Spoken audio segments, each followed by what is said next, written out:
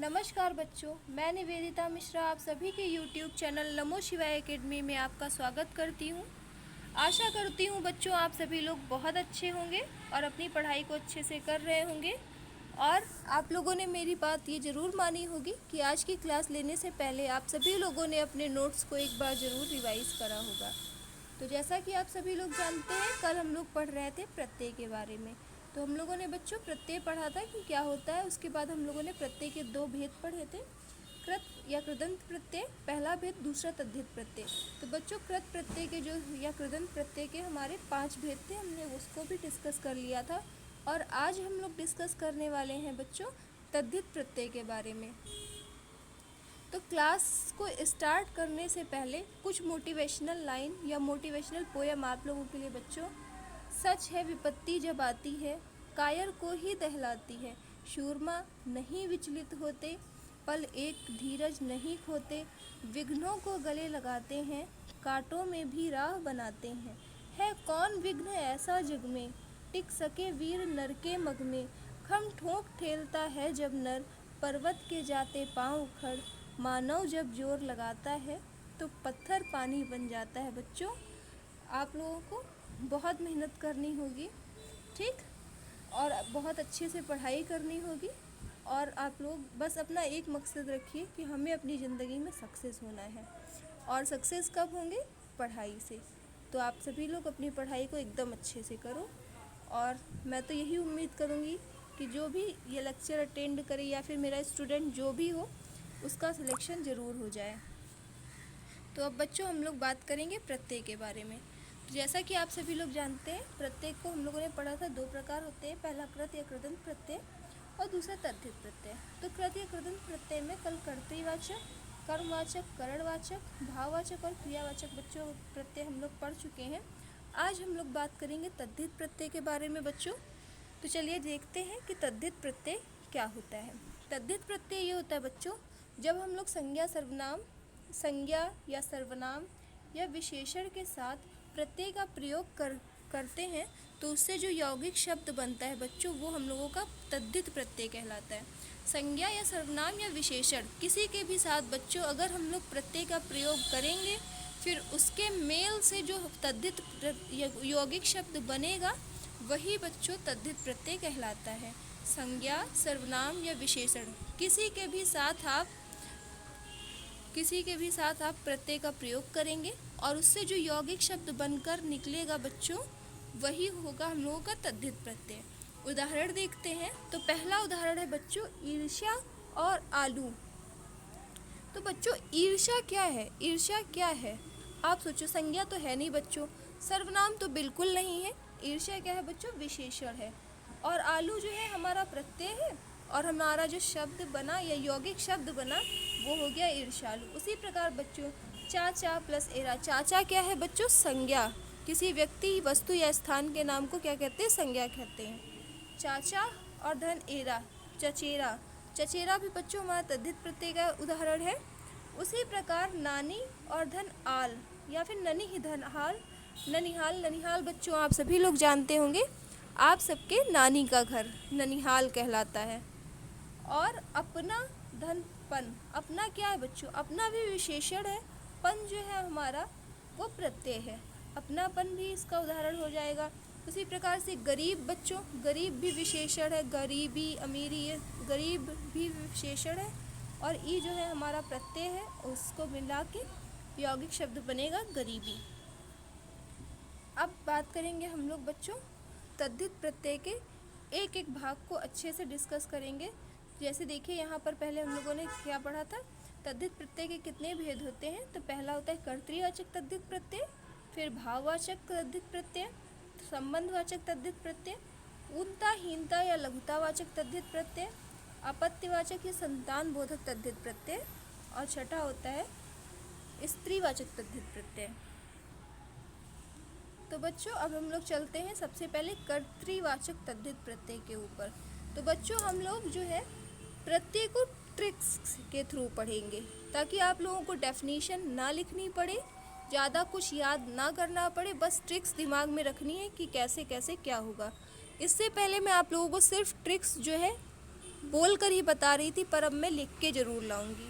जैसे ये हमारा ट्रिक है, जैसे हम लोग इंग्लिश में रूल्स पढ़ते हैं ना, रूल्स नहीं पढ़ने आप लोगों को, यहाँ पर डेफिनेशन को मैं ट्रिक के थ्रू समझाऊंगी। और हमारी ये ट्रिक है, देखिए, संज्ञा या सर्वनाम के बाद बच्चों जब खाली प्रत्यय का प्रयोग हो रहा था तो तद्धित प्रत्यय हो रहा था। अब उसका पहला भेद जो है वो कर्तृवाचक तद्धित प्रत्यय है। तो बच्चों यहाँ भी वही रूल है, संज्ञा या सर्वनाम या विशेषण के बाद प्रत्यय का प्रयोग तो होगा। ये चीज़ बच्चों हर जगह कॉमन रहेगी, बस इतना सा ध्यान रखना है, तद्धित प्रत्यय में ये चीज़ हर जगह कॉमन रहेगी। ठीक, संज्ञा सर्वनाम या विशेषण के साथ अगर प्रत्यय का प्रयोग होगा बच्चों, और वह कर्ता के अर्थ का प्रयोग कराए, कर्ता के अर्थ का बोध कराएगी। मतलब बच्चों जो किसी काम को कर रहा है वही तो कर्ता हुआ, कर्ता के अर्थ के बारे में बताएगी या फिर उसका ज्ञान देगी हमें, वो जो होगा बच्चों वो कहलाएगा कर्तृवाचक तद्धित प्रत्यय। ठीक है बच्चों, अब इसकी परिभाषा क्या है, जब किसी संज्ञा सर्वनाम या विशेषण के साथ प्रत्यय का प्रयोग किया जाएगा तो वह कर्ता के अर्थ का बोध कराएगी, तो कर्तृवाचक तद्धित प्रत्यय कहलाएगी। ठीक, इसका उदाहरण बच्चों देखिए, जैसे अफीम। अफीम बच्चों ड्रग्स होता है कुछ, और ची जो है हमारा ये प्रत्यय है बच्चों, अफीम ची। शायद जो बच्चों अफीम लेता है या फिर ड्रग्स लेता है उसी को अफीमची बोलते हैं। तो अफीमची क्या हो गया, कर्ता हो गया बच्चों। उसी प्रकार से दया और धनालु, दया जो है हमारी, दया हमारा जो है वो एक भाव है या विशेषण भी कह सकते हैं।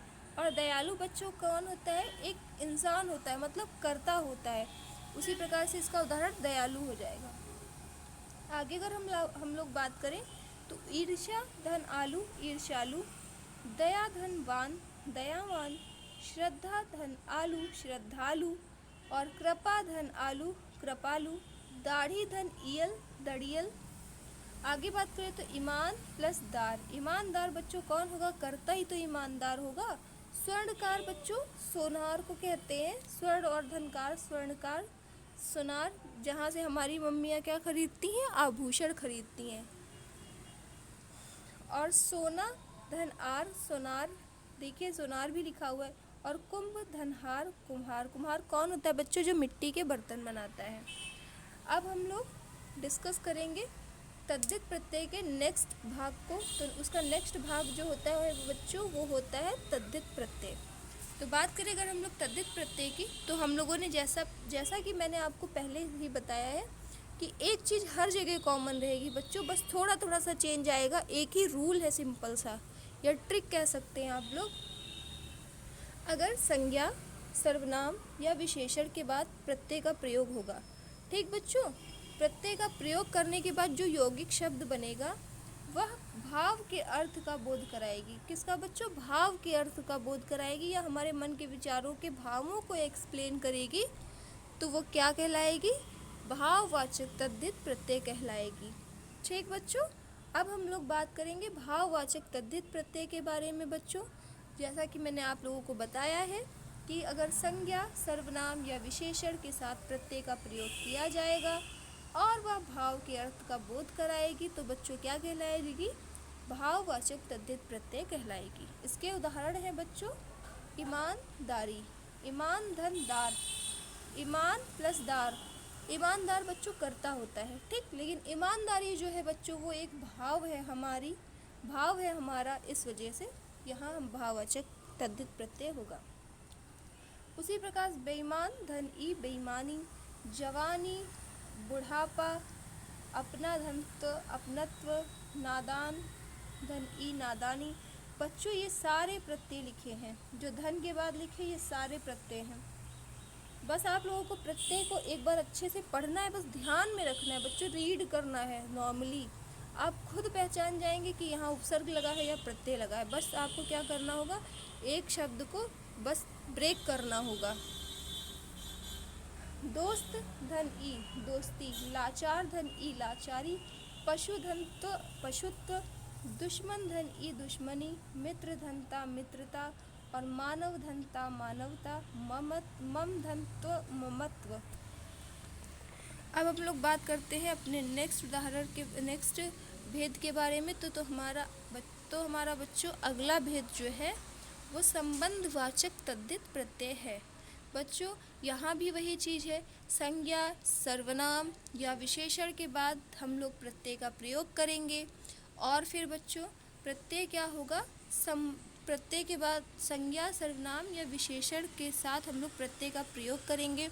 उससे जो बनेगा यौगिक शब्द, अगर वो किसी भी प्रकार के संबंध का बोध कराएगा या किसी वस्तु का किसी वस्तु से या फिर किसी आदमी का आदमी से या इंसान का इंसान से बच्चों, तो वो हमारा संबंध बोधक तद्धित प्रत्यय कहलाएगा।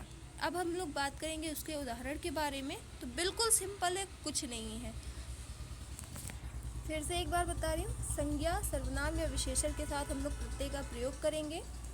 अगर उससे बनने वाला यौगिक शब्द संबंध के बारे में बताता है तो वो संबंध बोधक तद्धित प्रत्यय कहलाएगा बच्चों। तो इसका उदाहरण है मामा धन एरा ममेरा, चाचा धन एरा चचेरा, फूफा धन एरा फुफेरा, काका धन एरा ककेरा, समाज धन इक सामाजिक, शरीर धन इक शारीरिक, देह धन इक दैहिक, बुद्धि धन इक बौद्धिक। ठीक है बच्चों, उम्मीद करती हूँ यहाँ तक आप लोगों को एकदम अच्छे से समझ में आ गया होगा। अब हम लोगों का जो बच्चों नेक्स्ट भेद है वह है चौथा, ऊर्ध्वता हीनता या लघुतावाचक तद्धित प्रत्यय बच्चों। ठीक, यहाँ भी बच्चों वही चीज़ है, अगर हम लोग संज्ञा या सर्वनाम या विशेषण के बाद प्रत्यय का प्रयोग करेंगे और उससे जो यौगिक शब्द बनेगा, अगर वो ऊर्ध्वता हीनता या लघुता के अर्थ का बोध कराएगी तो वो ऊर्ध्वता हीनता या लघुतावाचक तद्धित प्रत्यय कहलाएगा। ठीक है बच्चों, अब हम लोग इसके उदाहरण के बारे में बात करेंगे। अगर एक बार और बताती हूँ, जब किसी संज्ञा के साथ प्रत्यय आ जाए, जब किसी संज्ञा के साथ प्रत्यय आ जाए,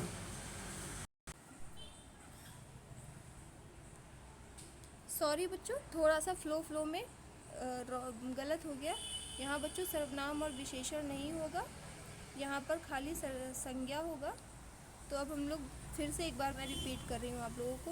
ऊर्ध्वता हीनता या लघुतावाचक तद्धित प्रत्यय क्या होता है बच्चों, जब किसी संज्ञा के साथ हम लोग प्रत्यय का प्रयोग करें और वह ऊर्ध्वता हीनता या लघुता का बोध कराए तो बच्चों वहाँ क्या होता है, ऊर्ध्वता हीनता या लघुतावाचक तद्धित प्रत्यय होता है। इसकी डेफिनेशन की बात करें तो बच्चों, जब किसी संज्ञा के साथ प्रत्यय का प्रयोग किया जाए और वह ऊर्ध्वता हीनता या लघुता के अर्थ का बोध कराए तो ऊर्ध्वता हीनता या लघुतावाचक तद्धित प्रत्यय कहलाता है। बच्चों उदाहरण क्या क्या है, जैसे लोटा धन इया लुटिया, खाट धन इया खटिया, खाट धन ओला खटोला, चोटी धन इया चुटिया, बेटी धन इया बिटिया, डिब्बा धन इया डिबिया, नाला धन ई नाली, रस्सा धन ई रस्सी, बाबू धन उआ बबुआ।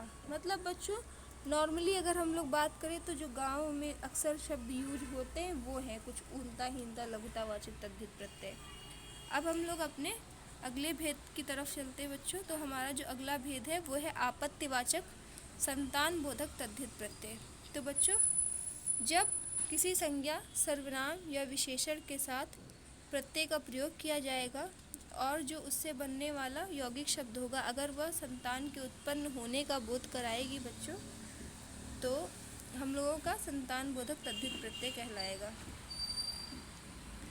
बच्चों इसकी डेफिनेशन की बात करें एक बार तो यही है, जब किसी संज्ञा सर्वनाम या विशेषण के साथ प्रत्यय का प्रयोग किया जाएगा और वह उत्पन्न होने या संतान के होने के अर्थ का बोध कराएगी तो वो आपत्तिवाचक या संतान बोधक तद्धित प्रत्यय कहलाएगा।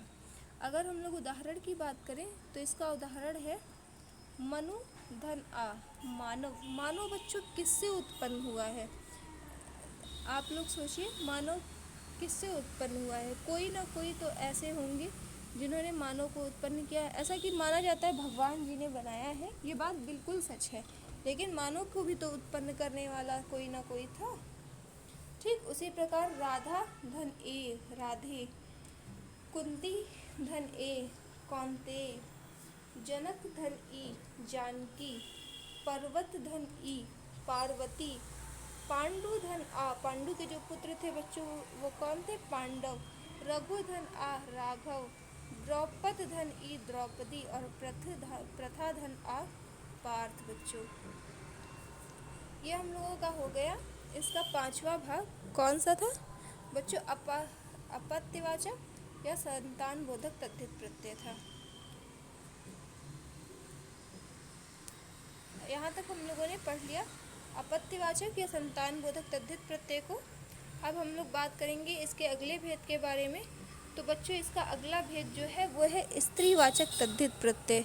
मतलब बच्चों यहाँ पर देखिए क्या होगा, सिंपल सा, अगर संज्ञा सर्वनाम या विशेषण के साथ प्रत्यय का प्रयोग किया जाएगा और वह किसका बोध कराएगी? स्त्री जाति का बोध कराएगी। किसका बच्चों? स्त्री जाति का बोध कराएगी। तो वहाँ पर कौन सा प्रत्यय होगा? स्त्रीवाचक तद्धित प्रत्यय होगा। अब हम लोग बात करें अगर इसके उदाहरण, इसके परिभाषा की, तो उसकी ये परिभाषा है, जब किसी संज्ञा के साथ प्रत्यय का प्रयोग किया जाए और वह स्त्री जाति के अर्थ का बोध कराए, स्त्रीवाचक तद्धित प्रत्यय कहलाता है। बच्चों स्त्रीवाचक तद्धित प्रत्यय कहलाता है। अब हम लोग इसके उदाहरण के बारे में बात करेंगे। तो इसका पहला उदाहरण है सुत धन आ, सुता। सुता किसे कहते हैं बच्चों? बेटी को कहते हैं सुता। और बच्चों प्रिय धन आ, प्रिया। महोदय धन आ, महोदया। शेर धन्नी, शेरनी। ऊँट धन्नी, ऊँटनी। मोर धन्नी, मोरनी। बेटा धन इया, बिटिया। और गुड्डा धन इया, गुड़िया। बच्चों ये है हमारे स्त्रीवाचक तद्धित प्रत्यय के कुछ उदाहरण। बच्चों एक मिनट, सॉरी बच्चों, यहाँ भी हल्का सा पीपीटी में गलती है। संज्ञा के साथ ही अगर प्रत्यय का प्रयोग किया जाएगा और उससे जो बनने वाला यौगिक शब्द होगा, अगर वह स्त्री के जाति के अर्थ का बोध कराएगा तो वहाँ स्त्रीवाचक तद्धित प्रत्यय होगा। तो बच्चों ये रही आज की हमारी पूरी क्लास। यहाँ तक हम लोगों ने आज प्रत्यय को पढ़ लिया, मतलब प्रत्यय के भेद को अच्छे से पढ़ लिया बच्चों। अब हम लोगों का बच रहा है प्रत्यय के कुछ नियम बचे हैं, या प्रत्यय के कुछ नियम है बच्चों, या फिर कह सकते हैं प्रत्यय के कुछ अपवाद हैं बच्चों।